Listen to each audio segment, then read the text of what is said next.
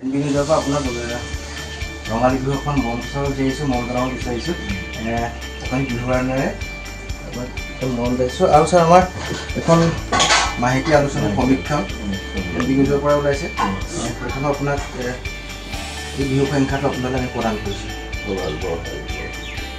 মই NB নিউজক বিহুৰ শুভেচ্ছা জ্ঞাপন কৰিছোঁ, যাতে অসমীয়া জাতিটোৰ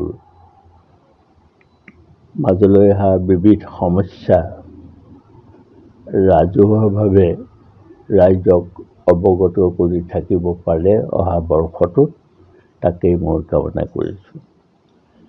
একোটা নিউজ চেনেলৰ মূল দায়িত্বটো হ'ল যে তেওঁলোক কাৰো ওচৰত দায়বদ্ধ নহয়, কেৱল যিসকলে শুনে সেইসকলৰ ওচৰতহে দায়বদ্ধ। গতিকে তেওঁলোকৰ ভয় কৰিবলগীয়া সত্তাটো হ'ল শ্ৰোতাসকলে, যিসকলে শুনি থাকে। তাৰ উপৰিও মই এই বিহুৰ বতৰত এটা কথা ক'ব খোজোঁ যে শ্ৰোতাই কি ভাল পায় তাতকৈ শ্ৰোতাই কি জানিব লাগে সেইটোৰ ওপৰত বৈদ্যুতিন মাধ্যমসমূহে গুৰুত্ব দিব লাগে বুলি মই অনুৰোধ কৰোঁ। কাৰণ বাতৰি কাকতৰ যিটো স্বাধীনতা, আৰু সেই স্বাধীনতাৰ মাজেদি এইটো হ'ব নালাগে যে যিকোনো বাতৰি প্ৰকাশ কৰাৰ সি এটা অনুজ্ঞাপত্ৰও হ'ব নালাগে। এই ক্ষেত্ৰত আটাইতকৈ গুৰুভাৰটো পৰে মুখ্য সম্পাদকৰ ওপৰত।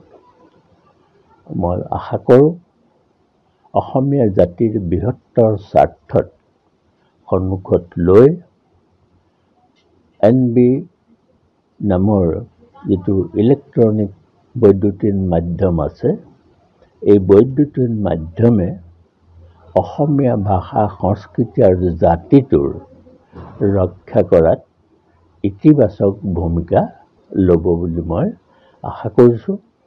আৰু অহা বৰ্ষটোত যাতে এই মাধ্যমটোৱে এনেকৈ ৰাইজৰ ওচৰলৈ গৈ তেওঁলোকৰ সুখ দুখৰ সমভাগী হৈ যিখিনি অন্যায় আৰু অবিচাৰৰ বিৰুদ্ধে এটা বলিষ্ঠ কণ্ঠ উত্থাপন কৰিব পাৰে, তাকে মই আশা কৰিছোঁ। আৰু NB নিউজক মই ধন্যবাদ জ্ঞাপন কৰিছোঁ, আমাৰ ঘৰলৈ আহি আমাক উপহাৰ প্ৰদান কৰি শ্ৰদ্ধা জনাইছে। এই শ্ৰদ্ধা অৱশ্যে প্ৰশান্ত গোস্বামী নামৰ মানুহজনক জনোৱা নাই, এই শ্ৰদ্ধা জনাইছে অসম সাহিত্য সভাৰ দৰে এটা সৰ্ববৃহৎ জাতীয় অনুষ্ঠানৰ যিখন আসন, সেই আসনখনক শ্ৰদ্ধা কৰিছে বুলি মই অনুভৱ কৰিছোঁ।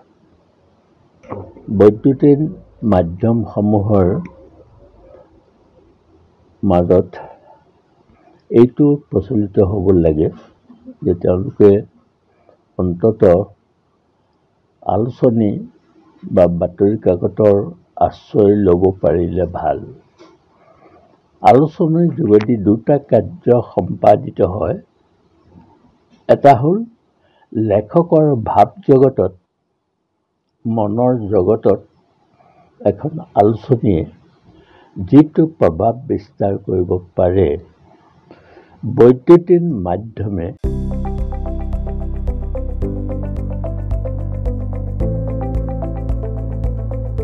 NB নিউজ, সহজ সৰল ভাষাত নৱভাৰতৰ কথা।